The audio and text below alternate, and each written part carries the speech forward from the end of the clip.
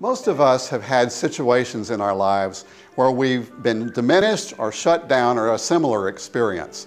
Now that doesn't feel good. And often, in order to avoid the pain of those situations, we start giving away our power to various people in our lives.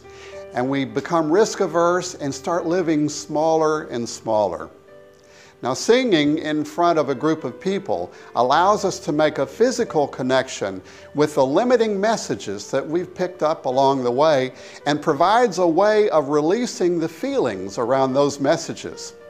And it feels really good. Tell me maybe a story or two about personal transformation that you've seen, either your own or some of your students that, no names, of course, unless they've given you permission to do that. But Right.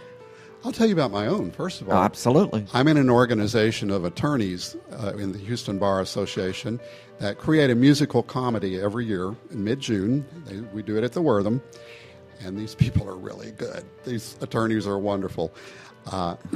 And in 2008 or 9, I believe it was, my job was to sing a song solo, Benny and the Jets, and accompany myself Elton John style on the stage, and the piano was moving at first.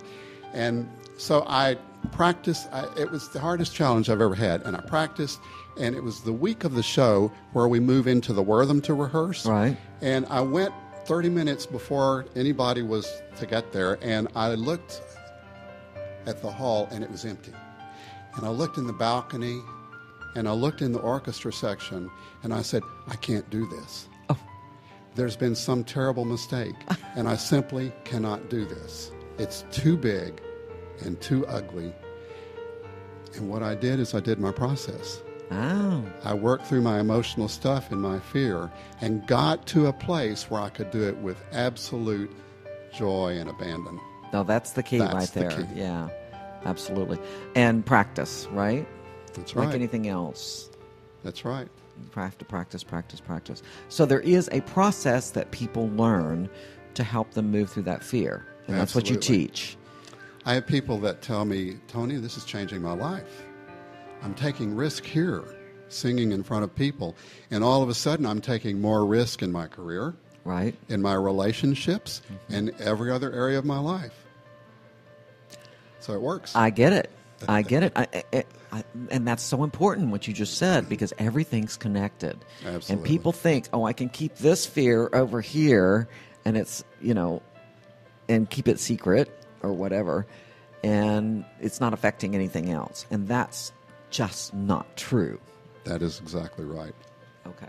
So the people who come to you may or may not understand that when they come to you, right? Absolutely. Okay. That's right. And probably most of them don't. That's probably, yes, that's right. They just know something's not working. Right.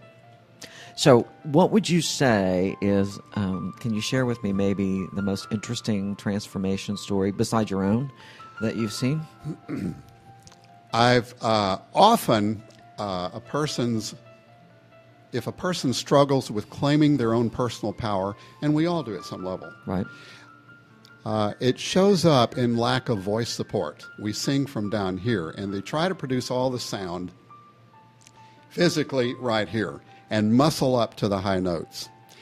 And when a person gets it, when a person all of a sudden feels safe and feels comfortable in taking that kind of risk to sing with their whole body and to access that support, and we do it through a number of exercises, singing exercises that encourages them to claim their space. I belong here. This is my space, that kind of thing. Their energy changes. Uh-huh. And all of a sudden, they're absolutely having the time of their life. I had a one woman, we have showcases after our weekly classes, and this one woman, she started singing the showcases like this. Yeah. Eyes wide open. Deer in the headlights, I call that book. Yes. Absolutely. Yes. And about her third showcase, she opened up. Finally, it was safe enough for her. And she was just wonderful. And afterwards, she said, Tony, that's the most wonderful night of my life. Oh, That's awesome. Well, that's what breaking through blockages does. It's such a freeing feeling. Right. So is she still singing? I'm sure she is. Absolutely. Yeah, Yes. awesome. Well, I know a lot of my friends are into karaoke and all that stuff, and it looks like so much fun, and I just... Well, I have been known to do it, but that was years ago and after lots of tequila. I would advise you to choose a safe environment. Yeah, I agree. I agree. So you talked a little bit about the power involved in this, and I think that's really at the core of what we're talking about is how much are we going to claim our personal power? And this, I think, is a great arena because we don't claim our personal power, in my opinion, until we face some of our greatest fears. And I always tell people, courage is not about lack of fear. It's about moving through fear. Absolutely. So I think that's where you provide an arena in... I mean, I heard it said one time that public speaking, and I would think singing too, for people who aren't comfortable with it, is the number one fear after death. Yeah, I think that's right. I think actually singing in public is a notch above public speaking. Probably so. Yeah, probably so. People don't even go there. Don't Right. even talk about it. Right. Yeah. That's exactly right. So tell me again, if people want to explore their unique voice, how do they get hold of you? livingyourvoice.com. They can email me through that website, and they can call me on my cell phone, 713-826-9814. Great. You know, I knew I was going to love talking to you. I love it, and it's kind of got a little knot in my stomach too because it's not easy to talk about our personal fears. No. I'm out there. I do a lot of stuff. I'm in the public eye a lot, so it's not necessarily comfortable for me to say this scares the bejesus out of me. Just the thought of actually singing in front of people is very frightening. Well, I'd say not frightening. It's like I'm just not going there. We have a song in one of my workshops, and where we sing, "I will be easy on myself, and I will only go as fast as the slowest part of me feels safe to go." Interesting. That's about safety. That is about safety. And then, as we move through our fears, all of us is ready to go at a different pace, I would think. Yes. Interesting. Okay, so let's back up. I just want to kind of look at this a little bit more because we kind of skimmed over it. You were a full-time attorney. I was. When you had this experience that awakened you.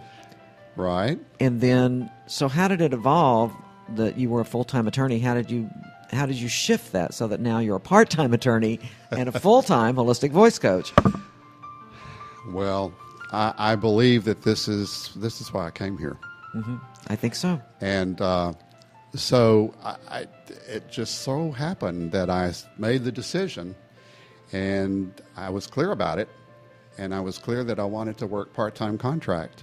And the universe just sort of organized itself around this passion of mine.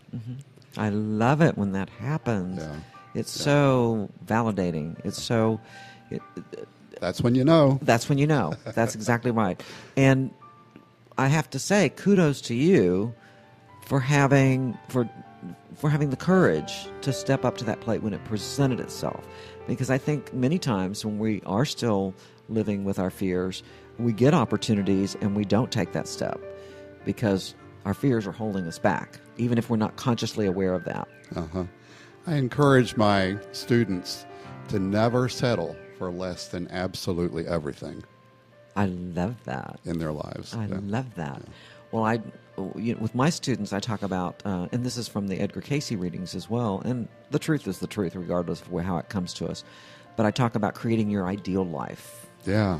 Whatever that is for you. Right. To first know what that is. Right. Or have a general idea. And then be open enough to allow the universe to make it even better. Right. Which I think happened for you, right? It really did. Awesome. Yeah. So once again, can you share another story with us? Maybe...